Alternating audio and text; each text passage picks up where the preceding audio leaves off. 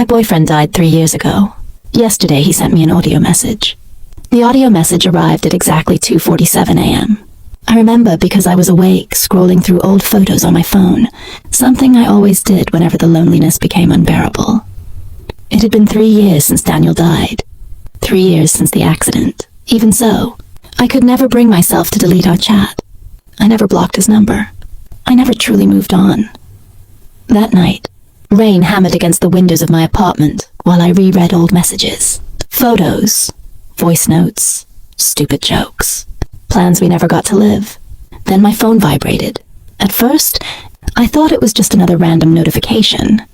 But when I looked at the screen, my blood turned ice cold. Daniel Lunch audio message received. 0.17, and for a few seconds, I completely stopped breathing. It made no sense. His number had been inactive for years. My hands started shaking immediately. I thought it was a glitch. A hacked account? Some cruel prank. But then I noticed something even worse. His profile picture had returned. The same old picture. The one taken 2 days before the accident. My heart started pounding violently and slowly. I pressed play. The audio began with static, low, faint, like someone recording during a bad phone call. I sat frozen on the bed, gripping my phone so tightly my fingers started to hurt. Then I heard breathing, and my heart nearly stopped.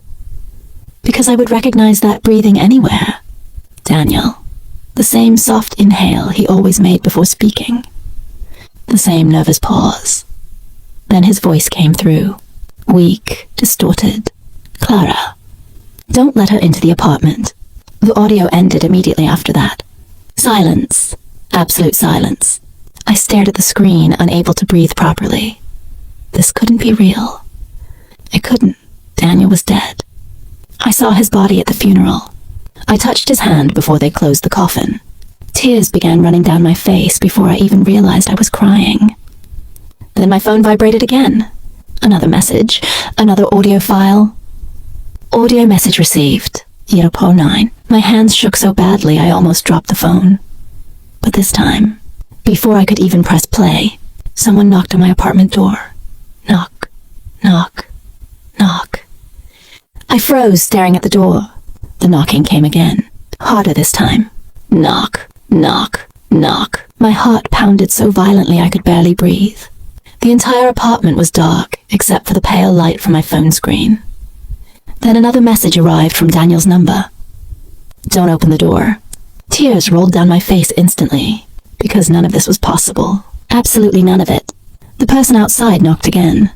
Then a woman's voice spoke from the hallway. Clara, are you awake? I froze immediately. It was my neighbor's voice. Helen. She had lived across the hall for almost a year. Always friendly. Always polite. But Daniel's audio? Don't let her into the apartment. My stomach twisted. Clara? She called again. Your lights flickered. I just wanted to make sure you're okay. My phone vibrated violently in my hand. Another audio file. Audio message received. 005. Shaking, I pressed play. This time, Daniel's voice sounded desperate. Like he was crying. She knows I managed to contact you. I felt my blood turn to ice. I looked slowly toward the apartment door. Silence. No more knocking. No more voice. Only the sound of rain outside. Then the doorknob moved slowly. Click. Someone was trying to open it. I backed away from the door immediately, panic rising in my chest. Clara. Helen's voice came again. I think I heard you crying. My phone vibrated once more. Another message. She isn't your neighbor. My heart nearly stopped. The doorknob twisted again, harder this time. Like someone was trying to get inside quietly. I rushed toward the peephole, trying not to make any noise. And the moment I looked through it, my entire body froze. Because the woman standing outside really looked like Helen. Same face, same hair, same clothes. But something was wrong. She was standing completely still, not blinking, not breathing, smiling. And then, very slowly, she lifted her head and looked directly at the peephole. Like she knew I was watching. My phone vibrated violently. Another audio message. Daniel's voice came through in pure panic. Clara, she can see through the door. I stood frozen at the peephole while that thing smiled outside my door. Helen never smiled like that. Her face looked stretched too tightly over her bones. And her eyes. My God, she wasn't blinking. Not even once. My phone vibrated again. Don't answer her. My breathing became uneven. Then Helen's voice came softly from the hallway, almost gentle. Clara, open the door. You're scaring me. Tears rolled down my face uncontrollably, because part of me still wanted to believe it really was my neighbor. That I was losing my mind. That all of this was grief, trauma, paranoia. Then I heard a sound from the other side of the door. Something wet, like fingernails slowly dragging across the wood. My heart nearly stopped. Another audio message appeared on my phone. Shaking violently, I pressed play. Daniel's voice sounded farther away now, distorted by static. Don't let her in. She first looks like someone you trust. Then she changes faces. The scratching against the door continued.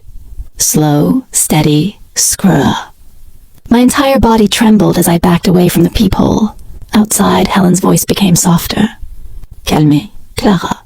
Just open the door a little. I brought medicine for you. My phone vibrated instantly. She learns fast. My heart started racing. Then something changed. Her voice shifted. For a second, she sounded exactly like my mother. The same tone.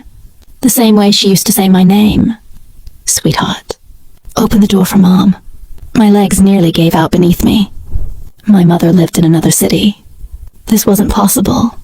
Tears began streaming down my face harder. My phone vibrated violently in my hand.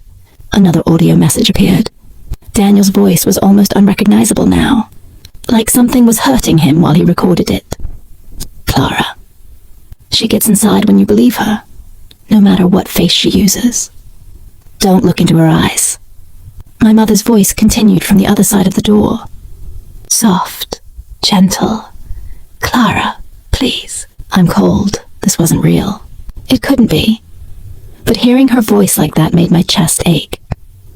My phone vibrated again. She's getting stronger. Then every light in the apartment went out. Darkness swallowed everything. I stopped breathing instantly. Only the weak glow of my phone lit up my shaking hands. And that's when I heard it. It wasn't coming from the door anymore. It was coming from the kitchen. A wet breathing sound, like someone standing in the dark. My blood turned ice cold, because I lived alone. Very slowly, I turned my head toward the dark hallway leading to the kitchen. Silence. Then another audio message arrived. Daniel's voice came through, broken by static. Clara. She's already inside. I covered my mouth immediately to stop myself from crying out loud. My entire body locked up. The breathing in the kitchen continued. Slow. Deep. Too close. The apartment was completely dark now except for the weak light from my phone, trembling in my hand. Clara. The voice came from the kitchen, but it wasn't Helen's voice anymore, or my mother's. It was Daniel's voice. My heart completely stopped. Tears filled my eyes instantly. Danielle? Silence. Then I heard wet footsteps against the kitchen floor. Step, step, step. My phone vibrated violently. Another audio message appeared. My hands shook so badly I almost couldn't press play. And when the audio started, I felt the ground disappear beneath me, because Daniel's voice was screaming, desperate. Don't answer her! At that exact moment, the thing in the kitchen spoke again, using his voice, much closer now. Clara, look at me. My entire body froze. The darkness in the kitchen suddenly felt alive, heavy, wrong. And Daniel's voice came again, closer this time. Clara, please. Tears streamed uncontrollably down my face, because it sounded perfect. Every detail, every breath, exactly the way he used to speak to me. My phone vibrated violently in my hand. She copies whoever you want to see most. My heart pounded harder. Then something moved in the kitchen, slowly. A silhouette stepped out of the darkness, tall, still. And when lightning flashed through the apartment window, I saw his face. Daniel, wearing the same clothes from the night of the accident, soaked, pale, blood running slowly down the side of his head. My breathing failed instantly. Clara, he whispered, you left me alone that night. My stomach dropped, because that sentence was exactly what I feared hearing the most. Another audio message arrived. Daniel's real voice sounded weak, fading. Don't believe her. She uses guilt to get inside your head. Then the thing wearing his face smiled. And at that exact moment, its jaw slowly began opening far wider than humanly possible. The thing wearing Daniel's face started laughing. But the sound wasn't human. It sounded like dozens of voices speaking inside his throat at the same time. Its jaw kept stretching wider, wider, until the skin at the corners of its mouth began to tear. My entire body went into panic. I stumbled backward across the living room while the thing slowly stepped closer. Its neck cracked loudly. Crack. My phone vibrated desperately. Another audio message appeared. Daniel's real voice was crying now. Clara, she can't hold the same face for long. Don't look inside her mouth. Too late, because I already saw it. Inside the creature's mouth, there were other faces, moving, trapped, like people trying to crawl out from inside her. My blood turned ice cold. The thing wearing Daniel tilted its head slowly, and dozens of different voices began speaking from inside its mouth at once. My mother, Helen, Daniel, children crying, men screaming, all mixed together. Then every voice stopped at the exact same time, and one single sentence came from the darkness. You're going to stay inside here too. My entire body froze. The darkness in the kitchen suddenly felt alive. Heavy, wrong, and Daniel's voice came again, closer this time. Clara, please. Tears streamed uncontrollably down my face, because it sounded perfect. Every detail, every breath, exactly the way he used to speak to me. My phone vibrated violently in my hand. She copies whoever you want to see most. My heart pounded harder. Then something moved in the kitchen, slowly. A silhouette stepped out of the darkness, tall, still, and when lightning flashed through the apartment window, I saw his face. Daniel, wearing the same clothes from the night of the accident, soaked, pale, blood running slowly down the side of his head. My breathing failed instantly. Clara, he whispered, you left me alone that night. My stomach dropped, because that sentence was exactly what I feared hearing the most. Another audio message arrived. Daniel's real voice sounded weak, fading. Don't believe her. She uses guilt to get inside your head. Then the thing wearing his face smiled, and at that exact moment, its jaw slowly began opening far wider than humanly possible. My heart felt like it was about to explode. The thing slowly stepped, closer using Daniel's face while the trapped faces inside its mouth screamed silently. My phone vibrated violently. She wants you to believe he's still alive. Tears blurred my vision, because part of me wanted to believe it. Wanted to hold him again, even like this. The creature noticed immediately, and smiled wider. Clara, I missed you. My breathing became uneven. Then it slowly reached one hand toward me. Daniel's hand. Exactly the same. Come with me. Another audio message appeared. Daniel's real voice sounded extremely weak now. Almost gone. Clara. I never made it out of the car that night. My blood turned ice cold. The accident. The memories crashed back all at once. The rain. The road. The screaming. The car flipping over. And me. Running alone to get help. Leaving him trapped inside. The creature noticed instantly. Its eyes widened with excitement, like it was feeding on my guilt. Then it finally spoke with its real voice. A voice filled with echoes. Ancient. Impossible. You're the one who left him there. My legs nearly gave out beneath me, because that voice knew exactly what I'd been hiding from myself for 3 years. No, my voice broke. I tried to go back. The creature smiled, but now it barely looked like Daniel anymore. Its eyes were too dark, too deep, and the faces trapped beneath its skin kept moving, screaming. My phone vibrated violently. Another audio message appeared. Shaking, I pressed play. Daniel's real voice came through softly, weak, but calm this time. Clara, the accident wasn't your fault.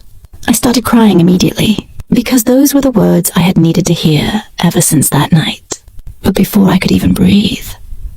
Another audio arrived instantly. From the same number, this voice sounded different, colder, closer. But you still abandoned me. My blood froze. The creature started laughing again. The apartment lights flickered violently. Then every screen in the apartment turned on at once. TV, laptop, tablet, even the microwave display. And every screen showed the same thing. The accident. My car destroyed in the rain. And me. climbing out alone while Daniel screamed my name from inside the wreck. My entire body froze. The images of the crash flickered across every screen in the apartment. Rain, twisted metal, blood, and me running down the road while Daniel screamed inside the car. "Clara, come back!" I covered my ears immediately. Stop. But the voices kept going, coming from the screens, the walls, the creature, all using Daniel's voice. "You left me there to die." My phone vibrated violently. Another audio message appeared. Daniel's real voice sounded distant now, like he was being dragged somewhere far away. "Clara, don't look at the screens. She changes memories." My breathing failed, because part of it was wrong. Very wrong. In the video, I looked like I abandoned him immediately. But I remember trying to open his door. I remembered the fire, the smell of gasoline, the screaming. The creature noticed my doubt instantly, and the faces trapped beneath its skin started smiling. Then every screen changed at the same time. Now they showed Daniel alone inside the wrecked car, looking directly into the camera. Crying, she chose herself over me. My stomach dropped. Then the footage changed again, showing something I had never seen before. A figure standing in the rain behind the crash, tall, still, watching the car silently that night. The figure standing in the rain didn't move, not with the wind, not with the storm. It just stood there watching the wrecked car, tall, dark, completely still on the side of the road. My heart started pounding painfully in my chest. "I don't remember this," I whispered. The creature immediately smiled, like it had been waiting for me to say that. My phone vibrated again. Another audio message. Daniel's real voice came through buried under static. "Because she erased this part from your memory." My blood turned ice cold.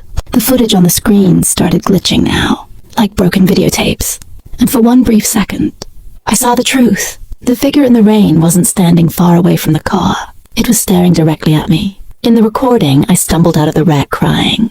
Then the figure slowly started walking toward me. Daniel was still trapped inside the car, screaming my name. But I wasn't looking at him anymore. I was staring at that thing in the road, hypnotized.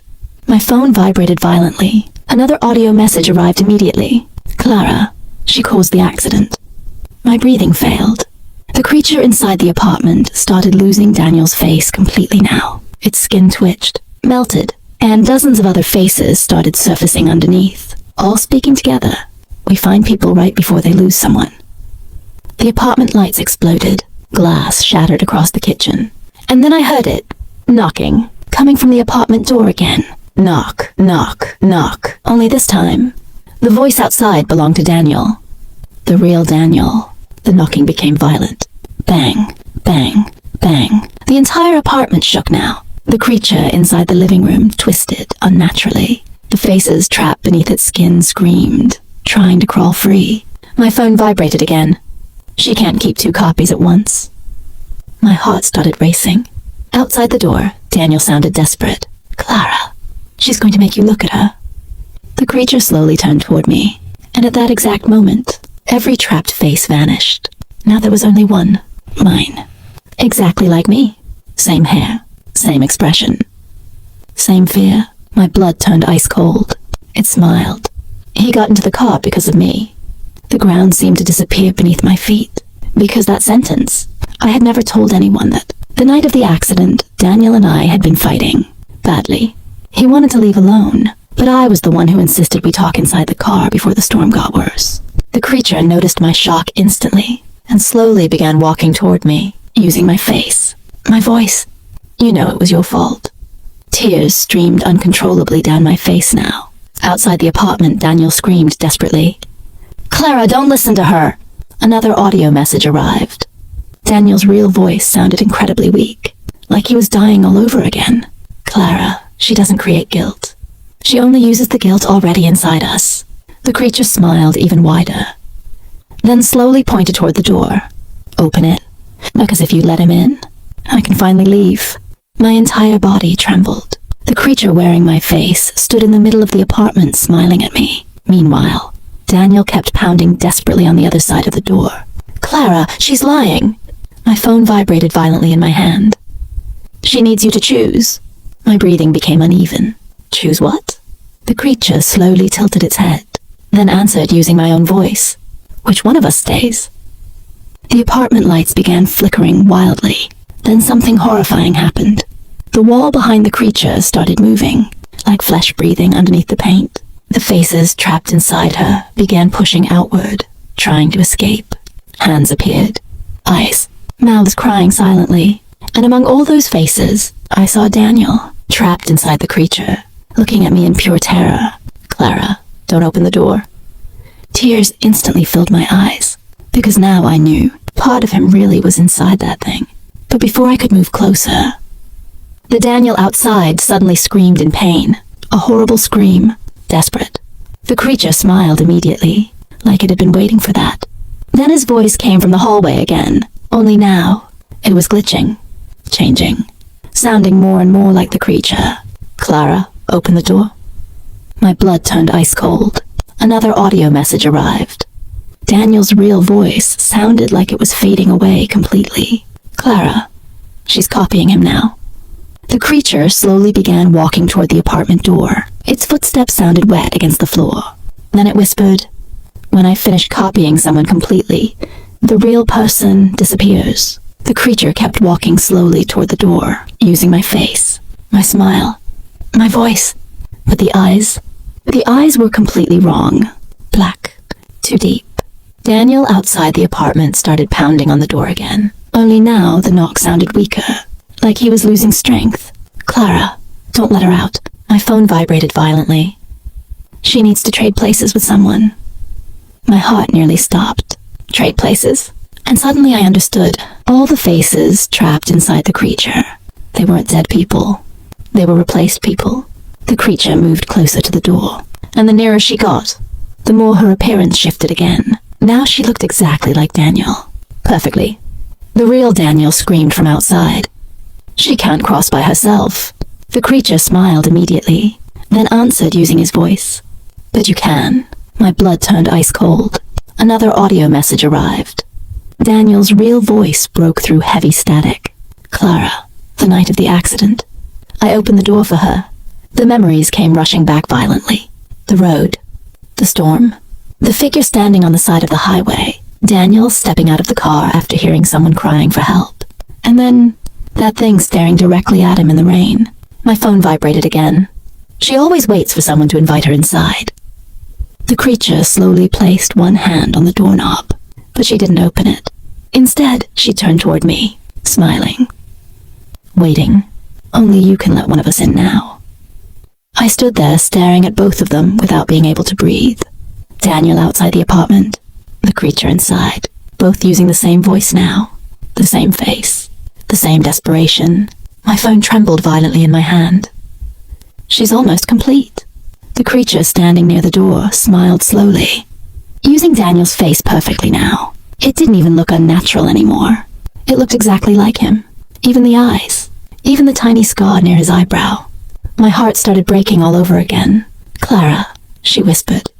"You know I would never leave you alone."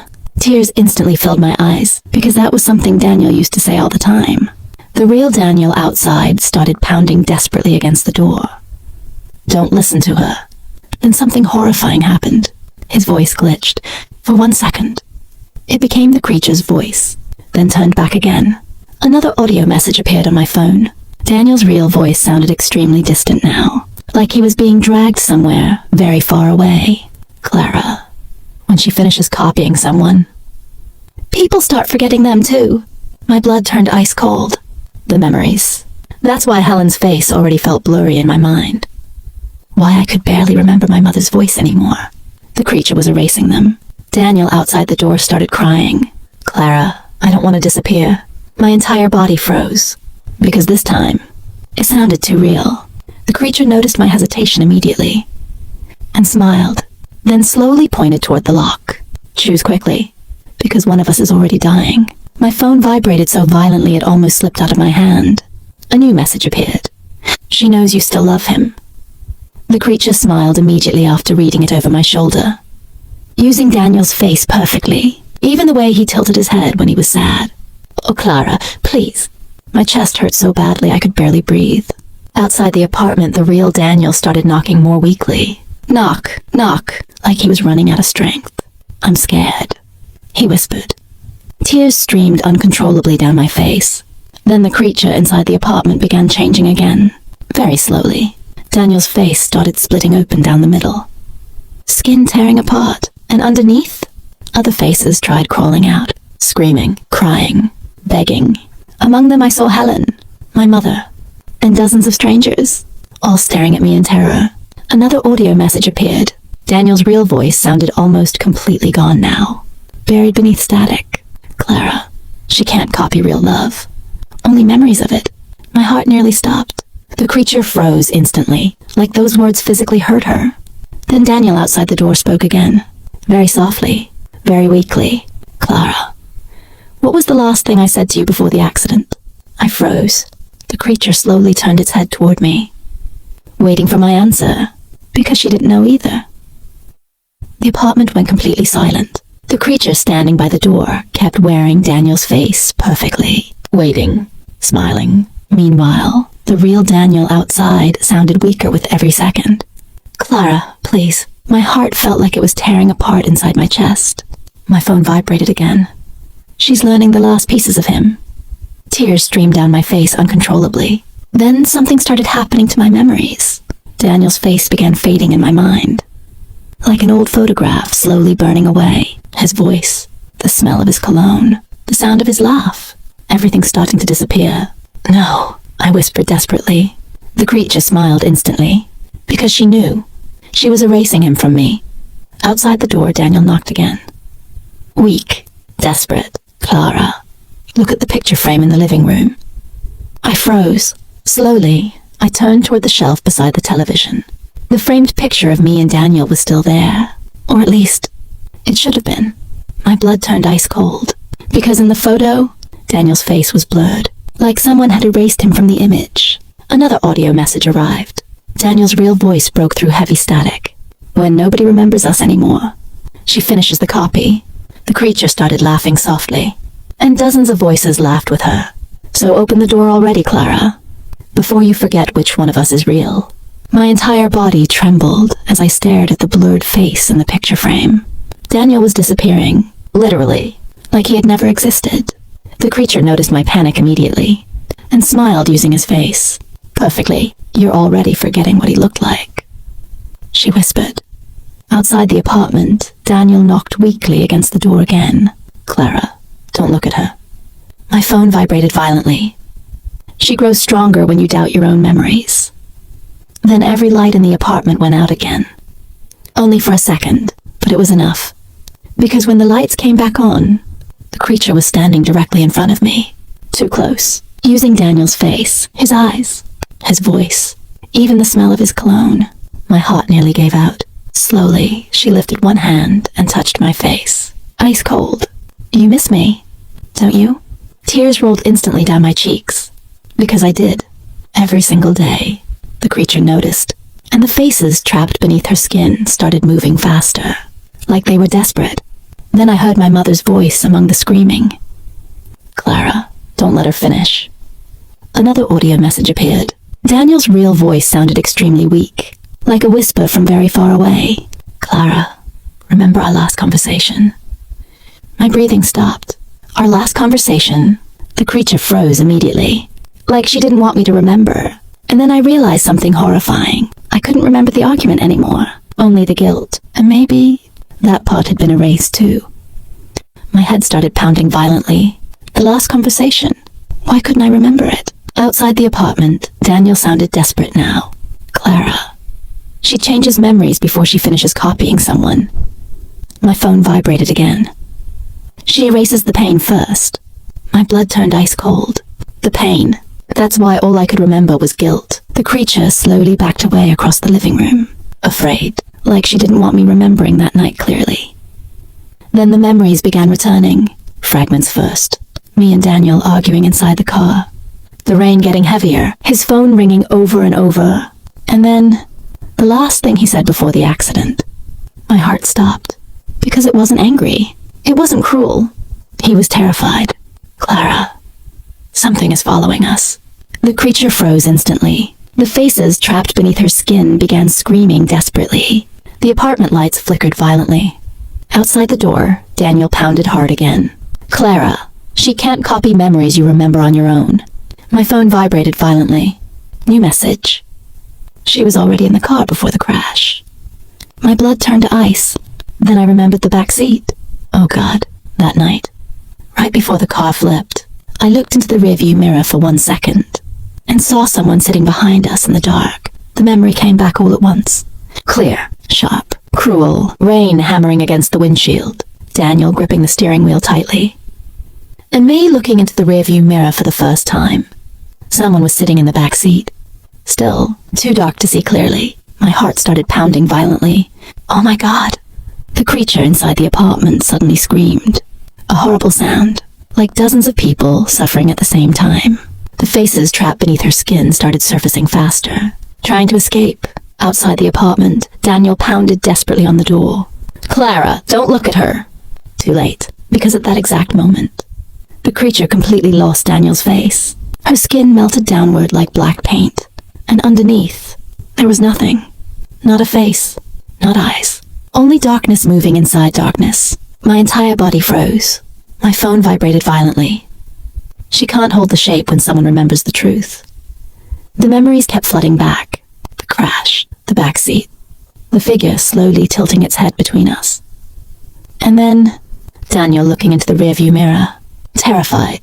Clara, there's someone in the car. The creature lunged toward me instantly. Far too fast. The lights exploded overhead. Glass shattered throughout the apartment. Then she spoke, using hundreds of voices at once. You were never supposed to remember. The apartment began shaking violently. The walls pulsed now, like living flesh, and the trapped faces started appearing there too. Helen, my mother, Daniel, all staring at me in terror. Then I heard the real Daniel screaming from outside the apartment. Clara, she never left the car. My blood turned to ice. She never left the car. The words echoed inside my head like an explosion. The memories came flooding back faster now. The rain, the crash, the thing sitting silently in the back seat before the car flipped. The creature inside the apartment began falling apart. The trapped faces beneath her skin screamed, desperately while her body melted into pure darkness. Like remembering the truth was destroying her. My phone vibrated violently. She exists as long as the guilt survives. My heart pounded wildly, and then I finally remembered the exact moment of the accident. Daniel didn't lose control on his own. The creature reached forward from the back seat. I saw it clearly now. Black hands slowly gripping his shoulders in the rearview mirror. Daniel screaming, the steering wheel jerking sideways, the car flipping in the rain. Tears streamed uncontrollably down my face. You killed him. The creature froze instantly, and for the first time. She looked afraid. Outside the apartment, Daniel pounded desperately against the door. Clara, she wants you to believe it was your fault. The walls of the apartment started cracking apart. The trapped faces screamed while trying to escape. My mother, Helen, dozens of strangers, all staring at me in terror. Then the creature finally spoke with her real voice. Not Daniel's, not mine. Her true voice. Ancient, deep, impossible. Guilt opens doors. Another audio message arrived. Daniel's real voice sounded incredibly weak now. Almost gone. Clara, she got inside me that night. But she never got inside you. My breathing stopped, and suddenly I understood the horrifying truth. The creature didn't want to kill people. She wanted to be invited inside someone, and Daniel had opened the door first. My entire body trembled. Daniel, or whatever was left of him, was still outside the apartment door, and for the first time that night, I finally understood the fear in his voice. The creature never killed immediately. She entered first. She grew inside grief, inside guilt, inside broken people. My phone vibrated again. She needs someone to accept her. The walls of the apartment pulsed harder now, like a giant heartbeat inside the concrete. The trapped faces screamed desperately. My mother, Helen, strangers, and Daniel, all partially swallowed by the living darkness spreading across the room. The creature slowly began taking shape again in the center of the apartment. But now, without copying anyone, her real form was impossible to fully understand. Too dark. Too long? Like a shadow trying to imitate a human body without knowing how. And in the center of that darkness, hundreds of eyes slowly opened. My blood turned ice cold. Her voice echoed through the entire apartment. He let me inside because he wanted to save you. Tears instantly filled my eyes, because I remembered now, after the crash, while the car lay destroyed in the rain, Daniel looked at the thing in the back seat and asked her something. If I let you inside me, will she survive? The creature smiled, every eye blinking at once, and he opened the door willingly. My heart dropped. Outside the apartment, Daniel started pounding desperately again. Clara, don't listen to her! Another audio message arrived. Daniel's real voice sounded like it was fading completely now. Clara. She's trying to make you pity her now. The creature slowly tilted her head, and for the first time, she looked sad. I only exist because people can't let the dead go. Her words echoed through the apartment. I only exist because people can't let the dead go. The walls pulsed slowly now, like the entire apartment was breathing with her. The trapped faces cried silently inside the darkness, and in the center of the living room, the creature watched me with hundreds of open eyes. My phone vibrated violently. Don't believe her sadness, but something inside me shifted at that moment. Because for the first time, I realized she wasn't completely lying. She truly was born from grief, from guilt, from the desperation of losing someone. The creature took one slow step toward me. Every time it's the same. People begged to hear one voice again. The apartment lights flickered once more. Then every device in the room turned on by itself. TV, laptop, tablet, phone, and on every screen, people were crying while listening to voice messages, answering calls from dead relatives, responding to texts from people they had lost. My blood turned ice cold. Outside the apartment, Daniel pounded desperately against the door. Clara, she's getting inside your head! But I was already seeing something else, on the screens. The victims always smiled at first, happy to hear someone they loved again. Then slowly, they forgot things. Their families, their names, themselves, until they disappeared completely. Another audio message arrived. Daniel's real voice sounded almost impossible to hear now. Clara, she doesn't enter through the apartment door. My breathing stopped. The creature smiled immediately, because I finally understood. Daniel's voice finished the audio weakly. She enters the moment you decide you'd do anything to have someone back. My heart pounded so hard it made me dizzy, because it finally made sense. Every time I listened to Daniel's voice that night, every time I wanted to believe he was still with me, the creature became stronger. My phone vibrated again. She feels when you start accepting her. Tears streamed endlessly down my face. The creature remained standing in the center of the apartment. Now more stable, more solid, like she was finally taking a complete shape. Hundreds of eyes stared at me at once. You still talk to him every day, don't you? My blood turned ice cold, because it was true. Even after 3 years, sometimes I still sent messages to Daniel's number. Whenever I missed him too much. Whenever I wanted to pretend he could still hear me. The creature smiled slowly. That's how I found you again. Outside the apartment, Daniel started pounding desperately against the door.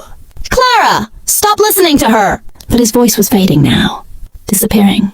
Another audio message arrived, very short, filled with static. Clara, I don't have much time left. My chest hurt so badly I thought it might split open. The creature noticed immediately. And then something horrifying happened. She started copying Daniel again. But now, perfectly. No glitches. No faces beneath the skin. It was him. Exactly him. The same eyes. The same breathing. The same voice. She began crying. Clara, I don't want to disappear again.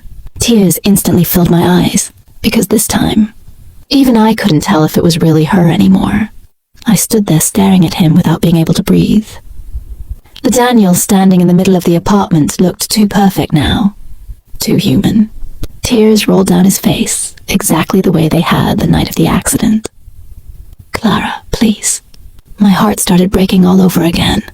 Because that expression, that was the face he made whenever he was scared.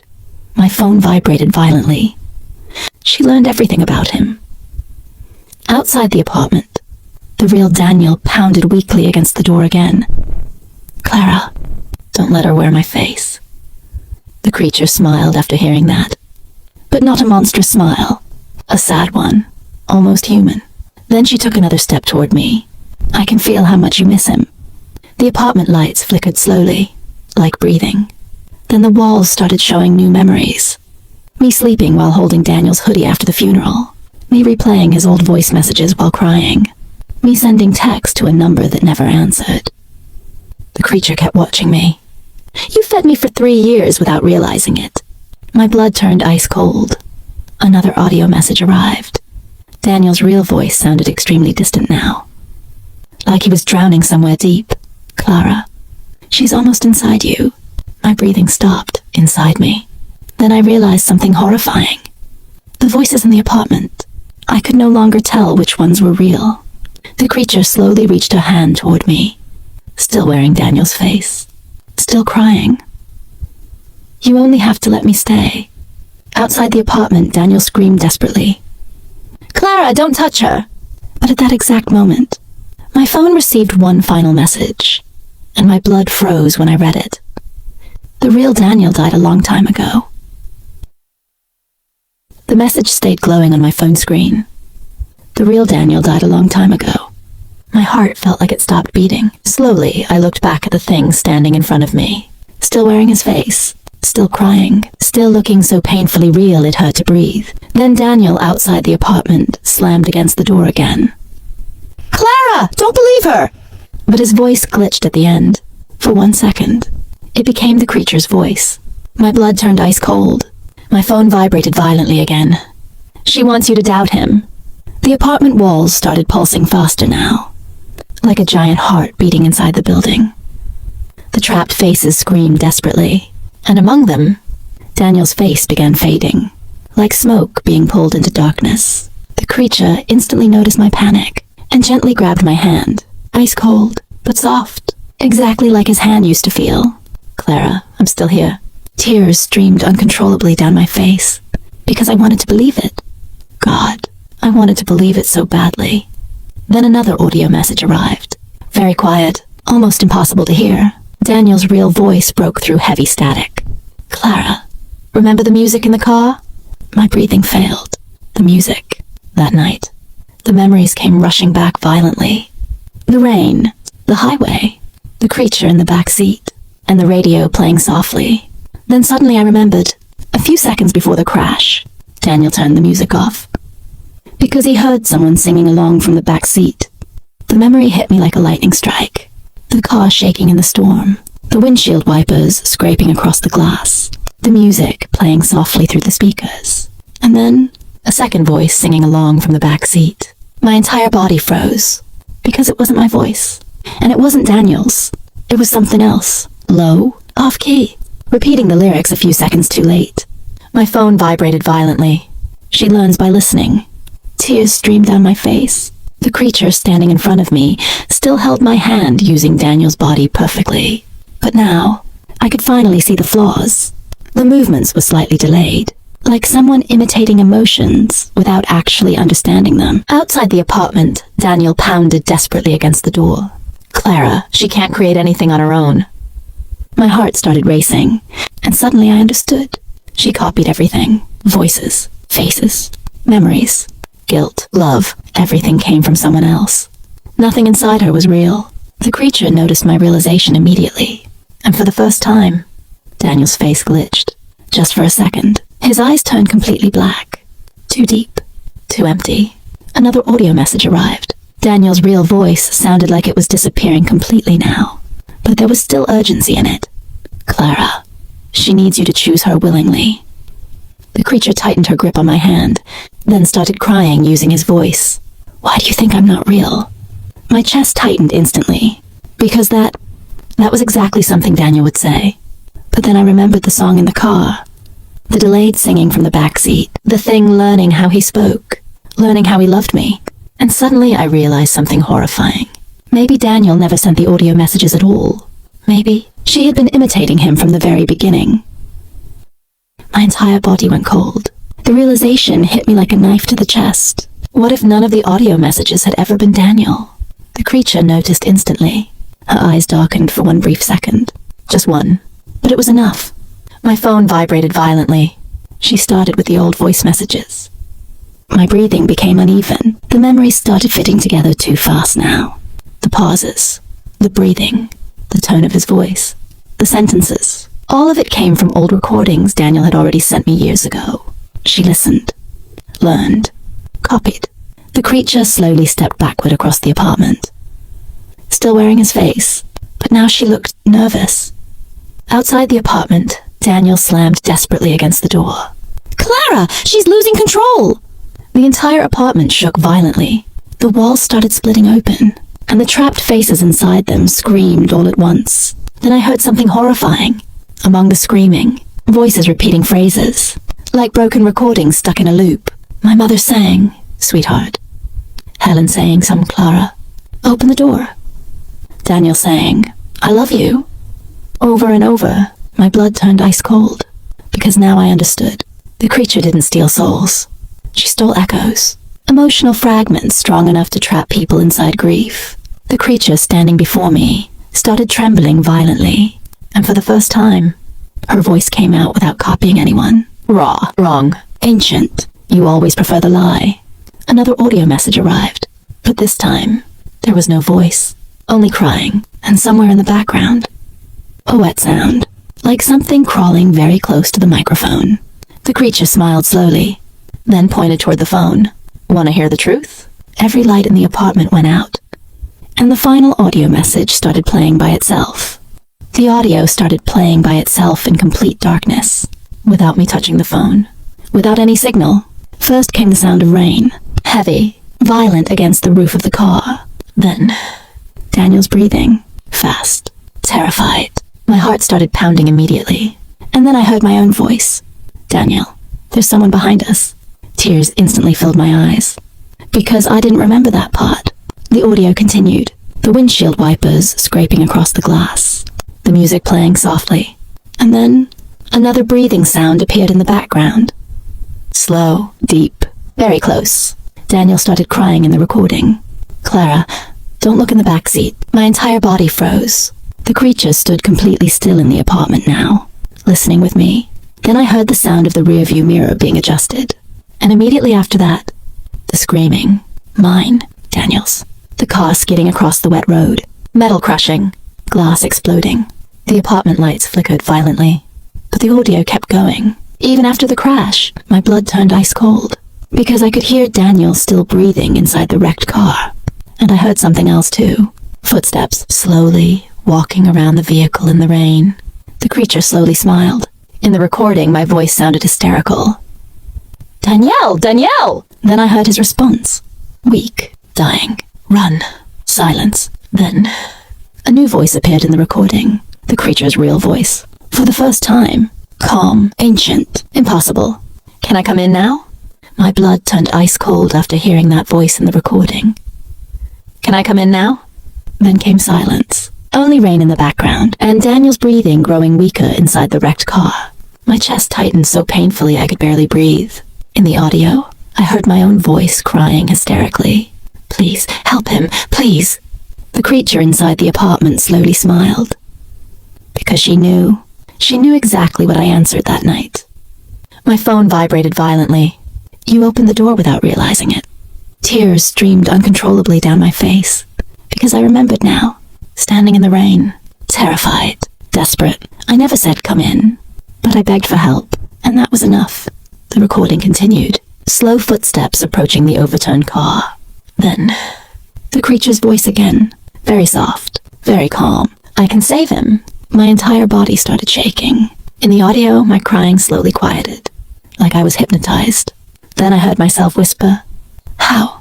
The creature inside the apartment opened a huge smile.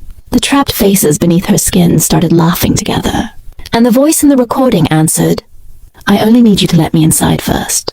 The entire apartment shook violently. The walls pulsed faster now, like living flesh. Another audio message appeared. Daniel's real voice sounded incredibly weak. "Almost gone. Clara, I heard you say yes that night." My blood turned ice cold. The creature slowly stepped toward me, darkness spreading across the floor beneath her. Then she finally spoke without copying anyone. Her true voice. Ancient. Impossible.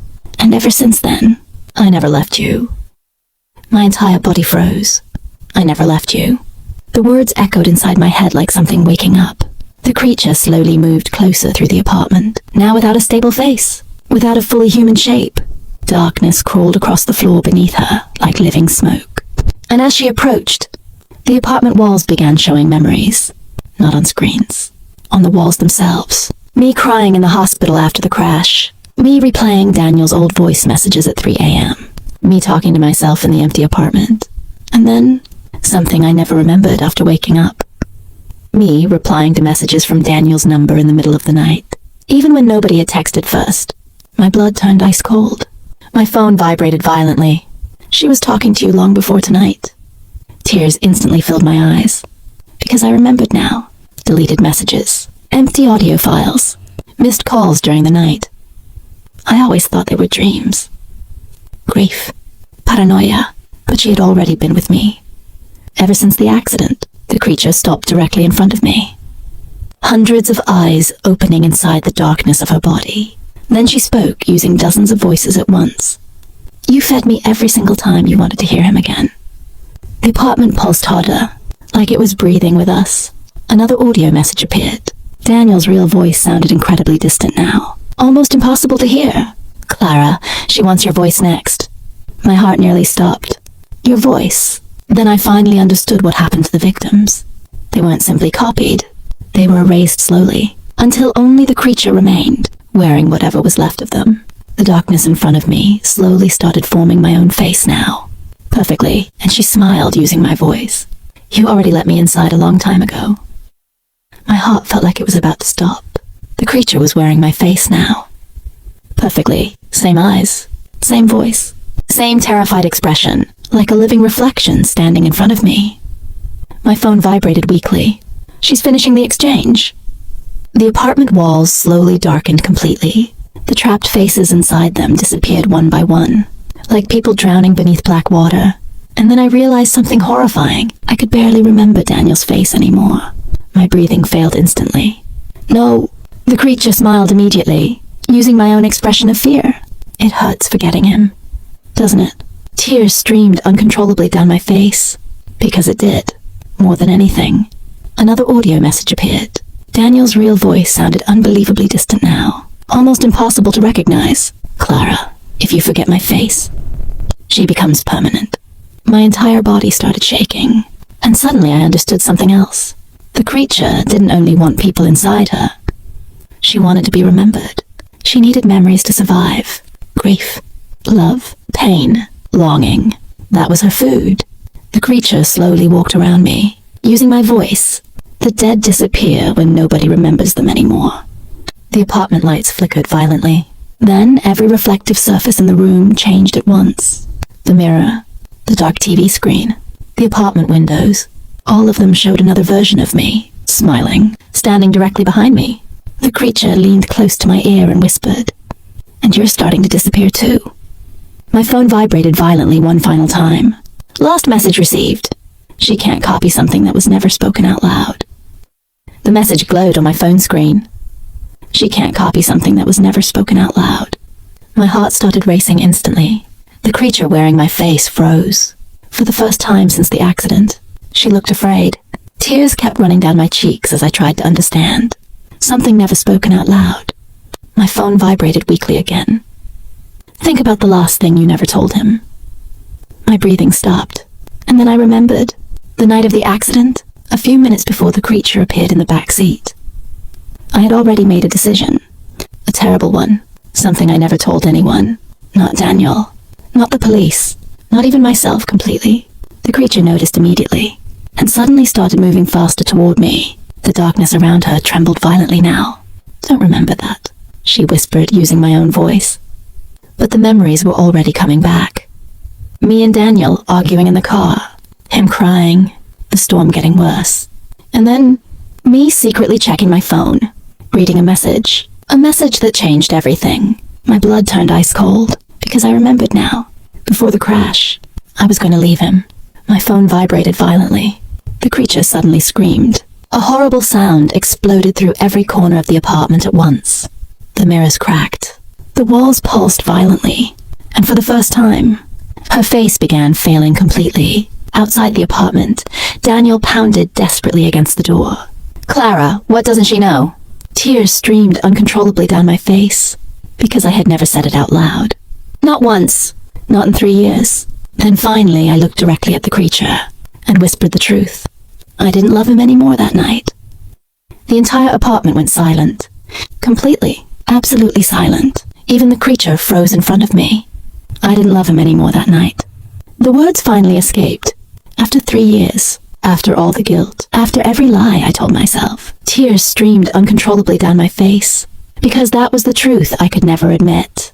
Not to Daniel. Not even to myself. The creature started trembling violently. The trapped faces inside her screamed in panic, like something inside her was breaking apart. My phone vibrated so hard it nearly slipped from my hand. She can't feed on false feelings. My heart started pounding, and suddenly I understood. She survived on what was real. Real grief, real love, real longing. But the guilt that destroyed me for years was never completely real. I didn't leave Daniel because I wanted him to die. I left because emotionally, part of me had already been leaving long before the accident. The creature slowly backed away. Unstable now. Her form glitched constantly. Daniel. My mother. Helen. My own face. All flickering rapidly like broken images. Outside the apartment, Daniel pounded desperately against the door. Clara! She's weakening! The apartment walls started cracking apart. The trapped faces cried as they slowly faded away. Then the creature finally spoke, using her real voice. Ancient, empty, almost human for the first time. Then why did you suffer so much? Tears kept falling while I stared at her, and answered in barely more than a whisper, because I still wish I had loved him the way he deserved. The apartment no longer felt like an apartment. The walls pulsed slowly like living flesh. The trapped faces inside them were disappearing one by one. My mother, Helen, Daniel, all being pulled into the darkness, spreading across the ceiling. And in the center of the room, the creature finally revealed her true form. Too tall, too thin, covered in half-formed faces, trying to push through the black surface of her body. Hundreds of eyes opening and closing at once. My phone vibrated weakly. She's losing control of the copy. My heart started pounding, because Daniel's face was already beginning to fail again. Parts of his skin melted like black paint. But the eyes still looked like his. And somehow that was the worst part. The creature stared at me silently, then spoke using his voice one final time. Clara, I don't want to disappear. Tears instantly filled my eyes. But now, I could finally feel the difference. It wasn't love. It was hunger pretending to be love. Another audio message appeared. Daniel's real voice sounded impossibly distant. Like he was speaking from somewhere deep underwater. Clara, she can't survive if nobody answers her anymore. My breathing stopped. Answer her. Then I remembered everything.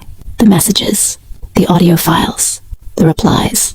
For 3 years, I kept talking to someone who was already dead. And every emotional response fed that thing. The creature instantly realized I understood.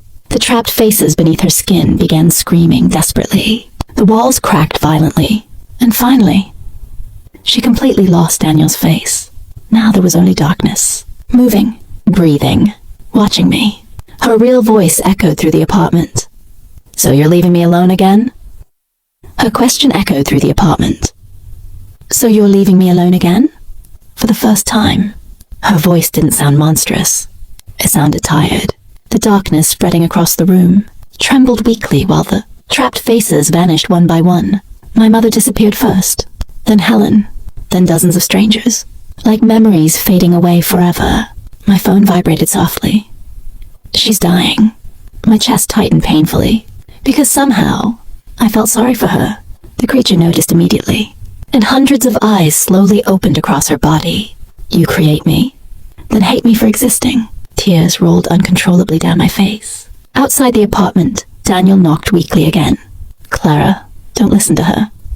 But even his voice was fading now. Like a distant echo, the creature's form began collapsing faster. Parts of the darkness evaporated into the air. And underneath, I saw people, fragments of the victims, still trapped inside her. Then finally, I saw Daniel, just for a second. The real one, looking at me silently. My heart nearly stopped. Daniel. The creature smiled sadly. Part of him is still here. At least for now. Another audio message appeared. But this time, there was no static, only Daniel's voice. Calm, weak, real. Clara, let me go. Tears instantly streamed harder down my face. Because that was really him. No imitation, no distortion, no hunger, only sadness. The creature slowly began collapsing onto the floor, her darkness spreading like smoke across the apartment. And then she whispered something that made my blood turn ice cold. If I disappear completely, he disappears with me.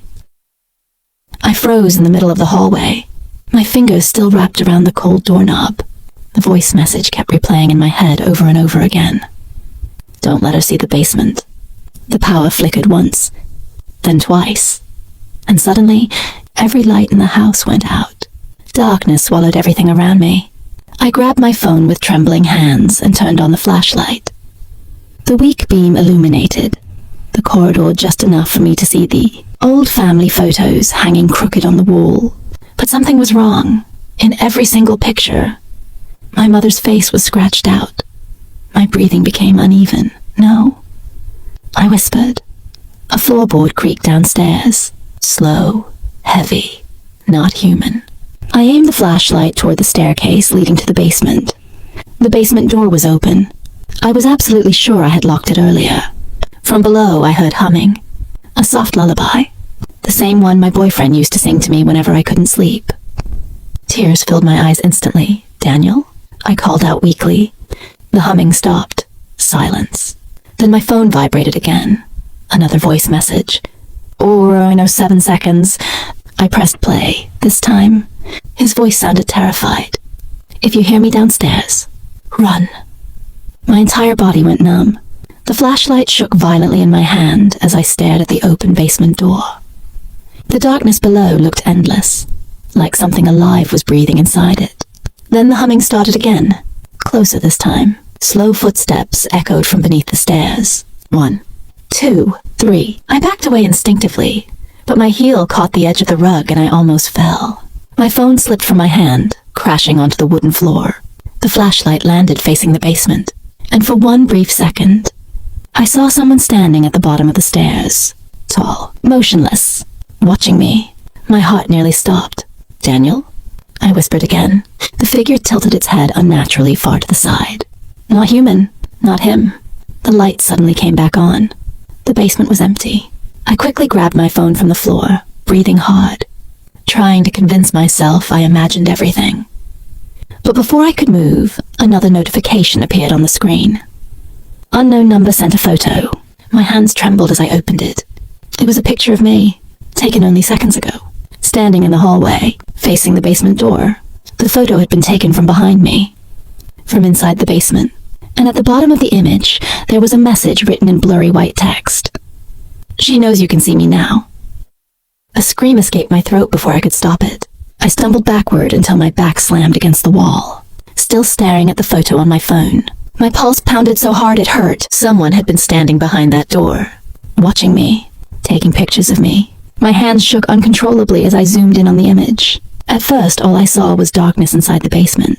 But then, a face slowly emerged from the shadows. Pale skin, sunken eyes, a smile stretched far too wide. And beside the figure, almost hidden in the darkness, stood another person. My breath caught in my throat. It was Daniel, or at least, it looked like him. His face was bruised, his lips split open, and his expression was filled with terror. One of his hands was reaching toward the camera as if he was begging for help. No, this isn't real, I whispered.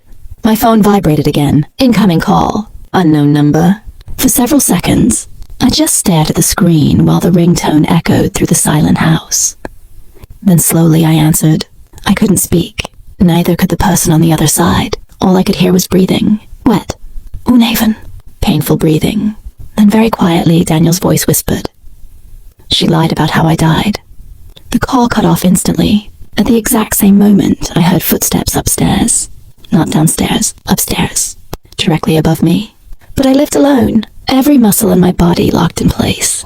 The footsteps above me moved slowly across the ceiling. Creak, creak, creak. I stared upward, barely breathing. Someone was in the house with me. My mind raced desperately for an explanation. But deep down, I already knew the truth. Whatever was in the basement was no longer staying there. Another sound echoed upstairs. A door opening, My bedroom door. I backed away from the staircase, gripping my phone tightly like it could somehow protect me. The hallway suddenly felt impossibly small. Then I heard it. My mother's voice. Soft, gentle. "Sweetheart?" Tears instantly filled my eyes. She had been dead for 9 years. "Sweetheart, come upstairs." My chest tightened painfully. "No," I whispered. Her voice sounded wrong. Not fake, not distorted. Just empty, like something trying very hard to sound human. The lights flickered again, and for a split second, I saw a shadow standing at the top of the stairs leading to the second floor. Tall, thin, its arms hanging far too low, its head twitching slightly to one side. Then darkness swallowed it again. My phone buzzed violently in my hand. Another message from unknown number. This time it wasn't audio. It was an old newspaper article. The headline made my stomach drop instantly. "Local man suspected in girlfriend's disappearance dies in house fire." Below the title was Daniel's picture, and beside him was mine, but I had never disappeared. I couldn't breathe. My eyes scanned the article again and again, trying to make sense of the words. Girlfriend's disappearance. Main suspect. House fire. None of it was possible. I was standing right there, alive, wasn't I? My hands trembled as I kept reading. According to the article, I'd vanished 3 years ago. The same night Daniel supposedly died in the fire. Neighbors claimed they heard screaming coming from the house before the explosion. Police never found my body, only Daniel's. And then I noticed the date. The article wasn't from 3 years ago. It was dated tomorrow. A cold wave spread through my entire body. No. The lights overhead burst violently, showering sparks across the hallway. Darkness swallowed the house once more. Then every phone notification sound I had received tonight began playing at the exact same time. Voice messages, ringtones, static, whispers, all overlapping into one horrible noise. I dropped to my knees, covering my ears, and through the chaos I heard Daniel screaming. "You were never supposed to wake up!" Silence. Complete silence. Slowly I lifted my head. The hallway was gone. The house was gone. I was standing somewhere else now. Cold concrete beneath my feet. The smell of smoke in the air. Dark walls surrounding me. And directly in front of me was the basement door. Except this time it wasn't in my house. It was inside a burned building. A building covered in police tape. Flashing red and blue lights illuminated the ruins outside the broken windows. Then I saw the address painted faintly on the wall. My blood turned to ice. It was my house, or what was left of it. I couldn't breathe. My mother's voice echoed inside my skull like a broken recording. "He was dangerous, Emily. You had no choice. You did the right thing." But deep down, I knew that wasn't true anymore. My hands trembled violently as I stared at the old photograph lying on the floor beside me. Daniel was smiling in it. Alive, real, not the monster everyone tried to convince me he was. A sharp ringing filled my ears while flashes from that night slammed into my head one after another. Rain hitting the windshield. Daniel crying. My mother screaming at me from the passenger seat. And blood. So much blood. I squeezed my eyes shut. "No," I whispered weakly. Another memory surfaced. Daniel grabbing my arm desperately. "Emily, please." "She's lying to you." Then my mother's face twisted in rage. Drive. I suddenly opened my eyes. My chest tightened so hard it hurt. I remembered now. The crash. It wasn't an accident. A loud creak came from upstairs. I froze instantly. The house was supposed to be empty. Slowly, I looked toward the ceiling as another sound echoed through the hallway above me. Footsteps. Heavy. Slow. Deliberate. My pulse exploded. "Mom," I called shakily. No answer. The footsteps stopped. Silence swallowed the entire house. Then, my phone vibrated in my hand. Unknown number. A new audio message. My fingers shook so badly, I almost dropped the phone while pressing play. Static crackled loudly. For a few seconds, there was only distorted breathing. Then a familiar voice whispered, "Emily, she knows you remember now." My blood turned to ice. Because this time, it wasn't Daniel's voice. It was my father's. My entire body went numb. I stared at the phone, screen while my father's voice replayed, in my head again and again. "She knows you remember now." The message ended with a burst of static. Then silence. I slowly backed away from the staircase. my heart beating so violently it hurt. My father had died when I was 12. At least. That's what my mother always told me. A cold shiver crawled down my spine. No. This had to be some kind of sick joke. I opened the contact information with trembling fingers. Unknown number, no location, no history, nothing. Another creak echoed upstairs, this time louder, like someone had stepped directly above me. I grabbed the nearest thing I could find, an old kitchen knife lying beside the sink, and held it tightly against my chest. "Who's there?" I shouted. My voice sounded weak, almost pathetic. No response came, but a second later, something hit the floor upstairs. A heavy thud. I flinched violently. Then came the sound that nearly stopped my heart completely. Crying, soft, broken. A man crying somewhere inside the house. Tears instantly filled my eyes, because I recognized it. It was the exact same way Daniel used to cry after nightmares. My breathing became uneven as I slowly stepped toward the stairs. Every instinct screamed at me to run, but another part of me needed answers, needed the truth. The wooden steps creaked beneath my feet while I climbed higher and higher into the darkness. The hallway upstairs was freezing cold.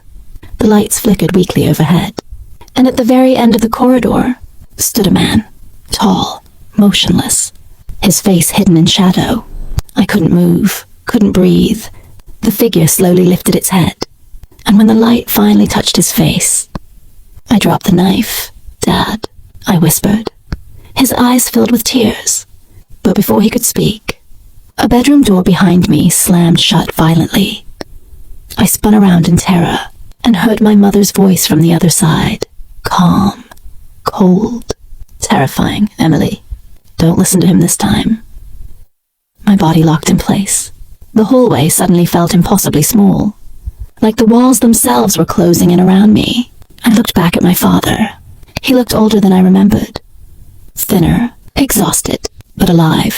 Dear God, he was alive. Tears streamed down my face uncontrollably. "How?" I whispered. My father took a slow step toward me. "Your mother lied about everything." A violent bang exploded behind the bedroom door. "Emily," my mother shouted angrily. "Get away from him." I flinched. The fear in her voice wasn't normal. It wasn't protective. It was desperate. My father's eyes darkened. "She kept me here." The words hit me like a truck. "What?" "For years," he said shakily. "After the crash, after Daniel, she couldn't let anyone leave." The air left my lungs. No, that's impossible. But deep down, I already knew it wasn't. More memories returned suddenly. Small things I ignored for years. Locked basement doors. The security cameras around the house. My mother never letting me visit my father's grave. Because there was never a grave. The bedroom door rattled violently again.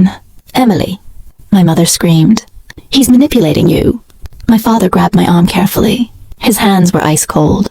"She did the same thing to Daniel." My stomach twisted violently. What did she do to him? My father hesitated, and that hesitation terrified me more than anything. Finally, he whispered, "She caused the crash." The world stopped. I shook my head immediately.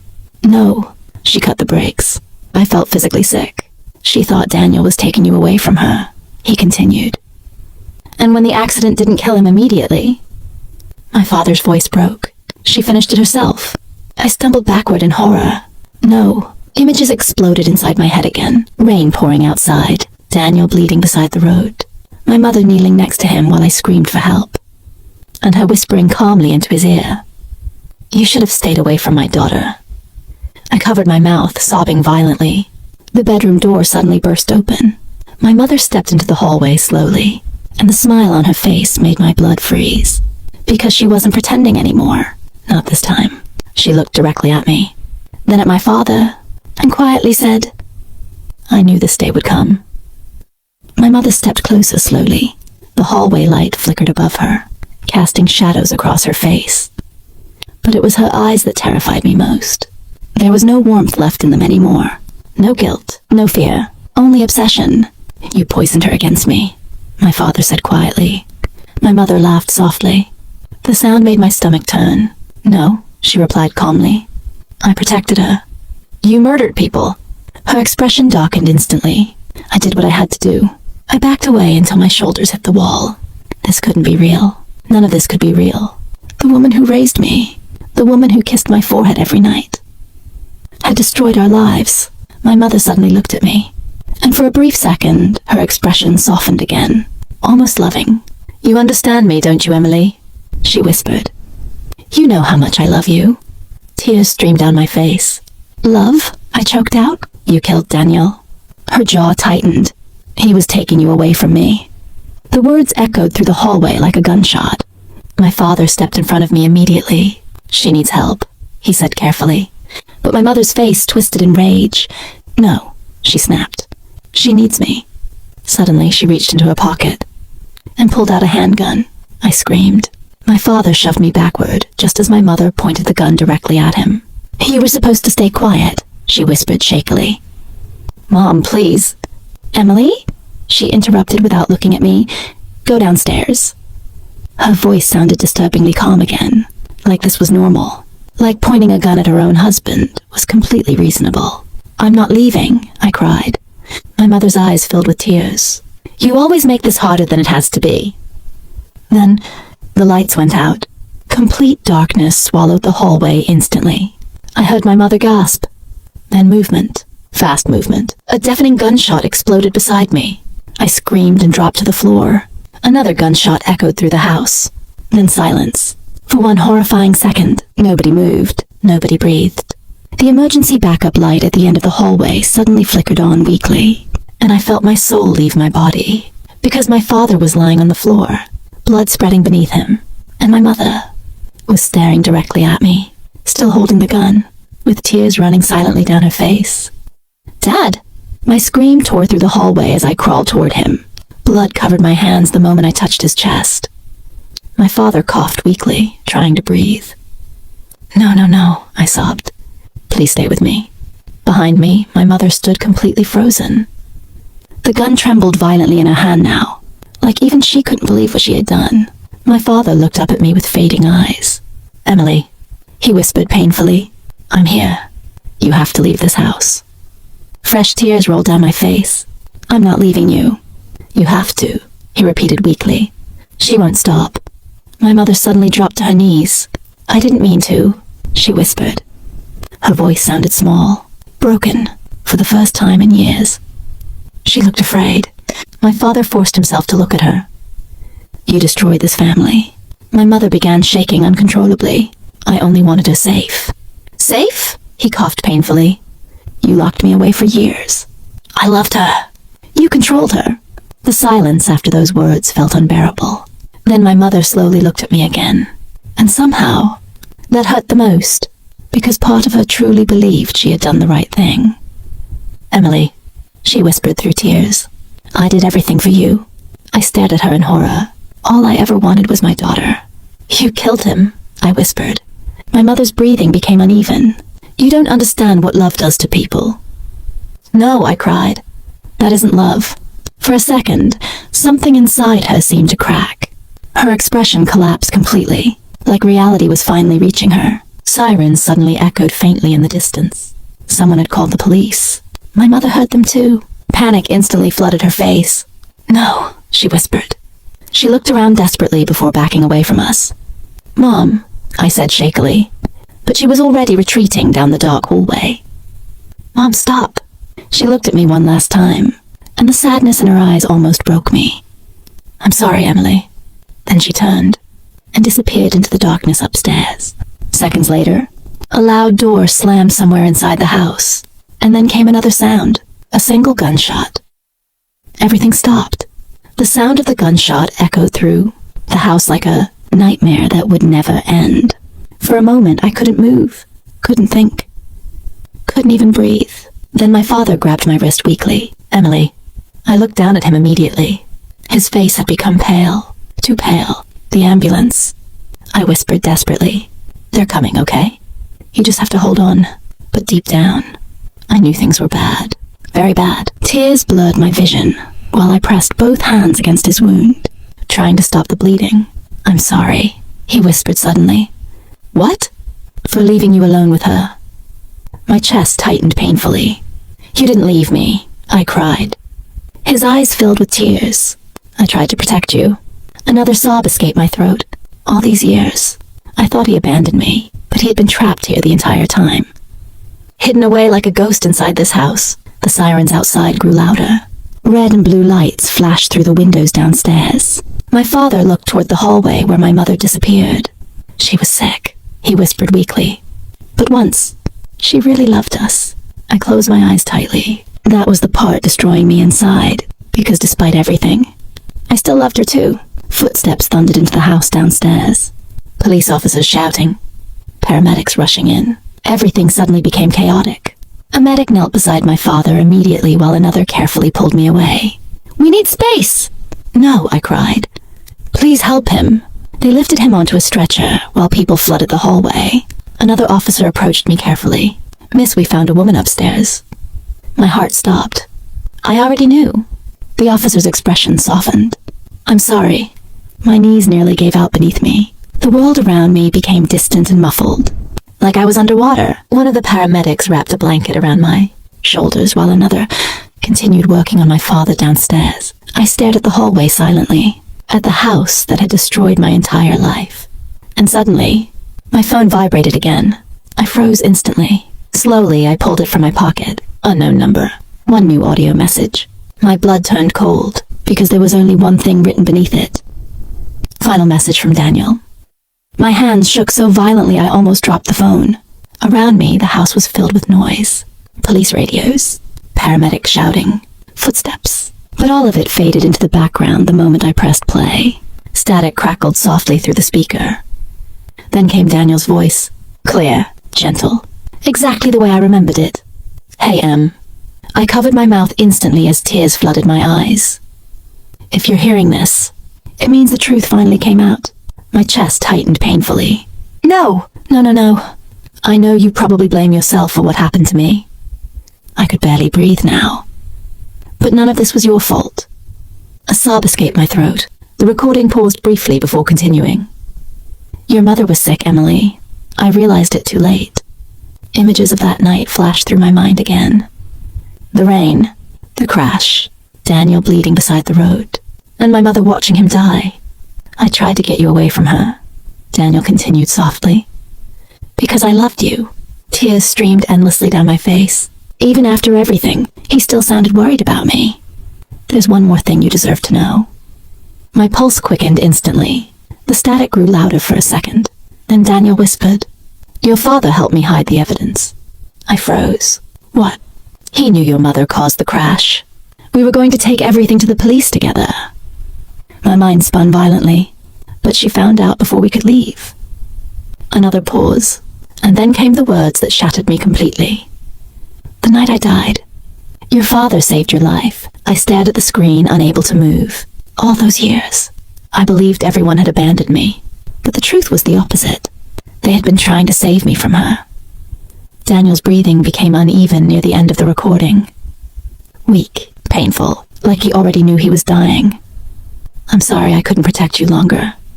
I broke down completely. The final seconds of the audio were almost silent. Then Daniel whispered one last thing. "I never stopped loving you, Em." The recording ended, and for the first time in 3 years, my phone stayed silent.